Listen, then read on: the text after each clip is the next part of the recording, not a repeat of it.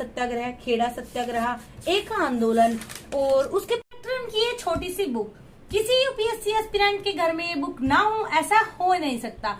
But क्या मेरे सभी भाई बहन ये जानते हैं कि इस बुक की फर्स्ट रीडिंग कैसे करनी है, कैसे इस बुक के नोट्स बनाने हैं, कैसे मेंस के पॉइंट ऑफ व्यू से नोट्स बनाने हैं और कैसे फाइनल इसको आपको रीड। चलिए आज आपकी दीदी राधिका इसी स्पेक्ट्रम की बुक की स्ट्रेटजी को आप लोगों को अच्छे से समझाए। सबसे पहले फर्स्ट रीडिंग में आप लोगों को इस बुक को एक नोवेल की तरह पढ़ना है। यानी आप लोगों के पास जैसे ये बुक आती है तो स्टार्टिंग में आप इसको खोलेंगे तो जैसे आपने बचपन में कोई स्टोरी बुक या कोई नोवेल बुक पढ़ी होती है, फर्स्ट रीडिंग में आप लोग इसको ऐसे पढ़ेंगे। जैसे मान लीजिए यहाँ से स्टार्ट हुआ है, तो जब तक आपको भारत के सारे अभिलेख नहीं पता होंगे, भारतीय इतिहास के आपको स्रोत नहीं पता होंगे, तो आपको आगे की चीजें समझ नहीं आएगी। तत्पश्चात आपको क्या करना है, जैसे जो मोस्ट इम्पोर्टेंट चैप्टर है इन पे ज्यादा फोकस करते हुए, बट पढ़ने आपको सारे है। जैसे यहाँ पे समरी मैंने लिखा है, तो क्यों लिखा है, कैसे लिखा है, ये मैं आप लोगों को समझा दूंगी। पूरी वीडियो देखिए तो आपको सब समझ आ जाएगा। तो फर्स्ट रीडिंग जो आपको करनी है, आपको इसको एक नोवेल की तरह पढ़ना है। देन सेकंड रीडिंग में आपको इसके मोस्ट इम्पोर्टेंट चैप्टर करनी है। मोस्ट इम्पोर्टेंट चैप्टर ये है जिनको मैंने हाईलाइट किया है। आप चाहे तो यहाँ से स्क्रीनशॉट ले सकते हैं, या चाहे तो मैं इनकी लिस्ट अपनी कम्युनिटी पोस्ट पर डाल दूंगी, आप लोग वहां से चेकआउट कर लेना।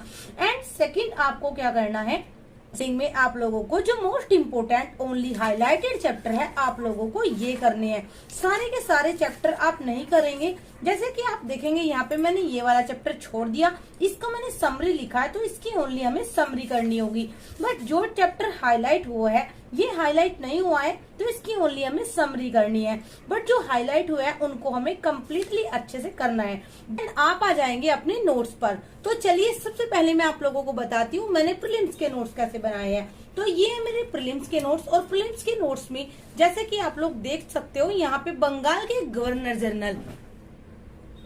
तो सबसे पहले मैंने यहाँ से स्टार्ट किया, यानी बंगाल में कितने गवर्नर जनरल आए, वो कौन कौन से थे, उन्होंने क्या कुछ खास किया। तो इन चीजों की आप एक लिस्ट बना लेंगे। सारी की सारी चीजें अगर आप लिखेंगे तो इंफॉर्मेशन का ओवरलोड हो जाएगा। अब यहाँ पे इसके बाद सारे के सारे मैंने लॉर्ड वेलेस्ली, लॉर्ड एलन बेलो, इनको सबको मैंने अच्छे से एक ही जगह पे कंपाइल कर दिया। इसके बाद आ जाता है 1815 का 57 का विद्रोह। 1857 का विद्रोह आप लोग ऐसे कर सकते हो, जैसे भूमिका, स्वरूप, तत्कालिक कारण, वास्तविक कारण, कमियां और परिणाम। इसके बाद आप 1857 की क्रांति के प्रमुख केंद्र कहाँ कहाँ रहे हैं, इस चीज को करेंगे। उसके बाद भारतीय राष्ट्रीय कांग्रेस, इसको आप कंप्लीट एक ही पेज पे खत्म करेंगे। उग्रवादी चरण, बंगाल विभाजन, 1909 का अधिनियम, होम रूल लीग आंदोलन, गांधीवादी चरण, जलियांवाला बाग हत्याकांड, रोलेट एक्ट, हर एक टॉपिक पर आपके लिए प्री के पॉइंट ऑफ व्यू से नोट्स होना चाहिए।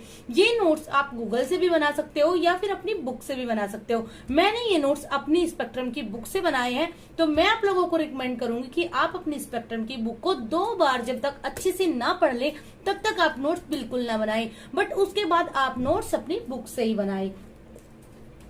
इसके बाद हम लोग आ जाते हैं मेंस के पॉइंट ऑफ व्यू से जो नोट्स होते हैं, और ग्रुप के जो बच्चे हैं उनको ये नोट्स मिलेंगे, तो उनको बनाने की टेंशन नहीं लेनी है, उनको केवल समझना है। यहाँ पर स्टार्ट किया है मुगल साम्राज्य का पतन कैसे हुआ। अब देखो प्री में हमने ये ऐड नहीं किया क्योंकि प्रीलिम्स में यहाँ से क्वेश्चन नहीं आएगा। प्रीलिम्स से फैक्चुअल क्वेश्चन आते हैं, थोड़े से जो एनालिटिकल आती है वो भी उसमें से निकल जाएंगे, और आखिर प्री प्लस मेंस इंटीग्रेटेड तैयारी होती है। तो जब आप परी करेंगे तो साथ में ये भी करेंगे तो साथ हो जाएगा। अब यहाँ पे आप लोग देखिए मुगल साम्राज्य का पतन हुआ, तो मुगल साम्राज्य के पतन के सारे कारण, तो राजनीतिक कारण, आर्थिक कारण, सैन्य कारण, सामाजिक कारण, धार्मिक कारण, आपको हर एक एंगल से सोच के आंसर की तरह ही क्वेश्चन को फ्रेम करना है।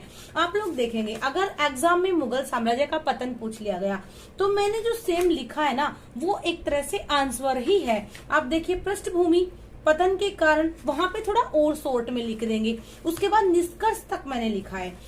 अब यहाँ पे आया यूरोप वासियों का आगमन, तो यहाँ पे भी ऐसे ही महत्व, कारण, मतलब हर चीज का आपको रीजन देना है, इम्पोर्टेंस बतानी है, और उसके रीजन इम्पोर्टेंस हो गई, उसकी जो चुनौतियां, जो चैलेंजेस होंगे उन पे क्या कर सकते हो आप, और आप अपनी चीजें कि आप क्या सुझाव दे सकते हो। ऐसे आपको अपने नोट्स बनाने हैं हर एक टॉपिक पर। यहाँ पर देखिए व्यापारिक कोड कोठियों की स्थापना कैसे हुई, पूरा का पूरा एक पेज में खत्म है। फिर यहाँ पे फ्रांसीसी आए, उन्होंने कर्नाटक का युद्ध किया, फिर प्लासी का युद्ध हुआ, प्लासी का महत्व, बक्सर का युद्ध, बक्सर के युद्ध के कारण, बक्सर के युद्ध का महत्व, प्लासी और बक्सर के युद्ध की तुलना मैंने कर दी।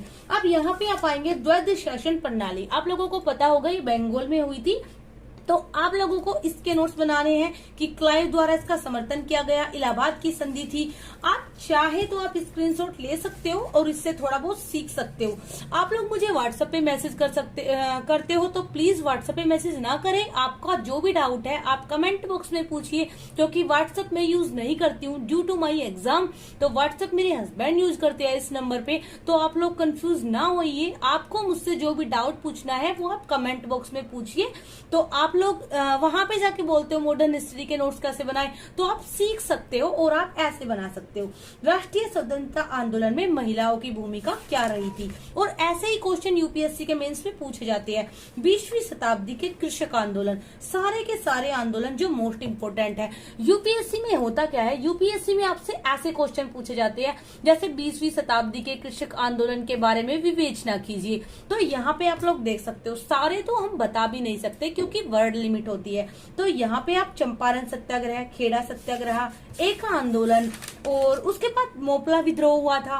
तो ये जो मोस्ट इम्पोर्टेंट है ना, बारदौली सत्याग्रह, उसके बाद 73 से 1853 के बीच अंग्रेजों द्वारा जितने भी प्रशासनिक सुधार किए गए वो सारे आपको लिखने हैं। क्यों किए गए, क्या उनकी मानसिकता थी। तो इस तरह के आपको अपने नोट्स बना लेने हैं हर टॉपिक पर। तो ये हो गए आपके मेंस के नोट्स। अब बात आती है कि आपको फाइनल टाइम पर क्या करना है। तो प्रीलिम्स के लिए आपको क्या करना है, आपको एमसीक्यू प्रैक्टिस करनी है। एक बुक आती है, आप लोग मुझे मैसेज करके कमेंट करके बता देना। अगर आप लोगों को उसका लिंक चाहिए होगा तो मैं कम्युनिटी पे डाल दूंगी। उसमें आप एमसीक्यू की प्रैक्टिस कर सकते हो हर टॉपिक की। वो पूरी की पूरी बुक भारतीय स्वतंत्रता का आंदोलन साध करके कुछ उसका नाम है, मेरे पास वो बुक है। वहां से आप इसकी एमसीक्यू की प्रैक्टिस कर सकते हो। साथ में आप क्विज वगैरह कर सकते हो जो अलग अलग वेबसाइट पर आती है। For example AFE-IAS website, vision IAS, दृष्टि IAS। इसके बाद आप क्या करेंगे, मेंस के लिए दृष्टि IAS की वेबसाइट पर भी क्वेश्चन आते हैं या फिर बहुत सारे टेलीग्राम पर भी आते हैं। तो आप बोलोगे तो मैं आपको कम्युनिटी पे वो भी दूंगी कि आप लोगों को कैसे क्वेश्चन को लिखना है। तो इसी तरह आप लोगों को अपना बाद में आपको सबसे ज्यादा जो मोस्ट इम्पोर्टेंट होती है ना, वो आपकी प्रैक्टिस होती है। यानी आपने फर्स्ट रीडिंग एक नोवेल की तरह पढ़ा, सोते उठते बैठते, और डेली 10 पेज पढ़ लीजिए। सेकंड, आपने मोस्ट इम्पोर्टेंट पढ़ा। एंड थर्ड, आप नोट्स के लिए 2 रजिस्टर लीजिए, एक प्री के पॉइंट ऑफ व्यू से और एक मेंस के पॉइंट ऑफ व्यू से। और आपका 4th स्टेप होता है एमसीक्यू प्रैक्टिस, और आपका 5th स्टेप हो जाता है आंसर राइटिंग प्रैक्टिस। और यहाँ पे आपकी पूरी की पूरी स्पेक्ट्रम की बुक कंप्लीट हो जाती है। नेक्स्ट वीडियो में हम लोग बात करेंगे आर्ट एंड कल्चर के ऊपर।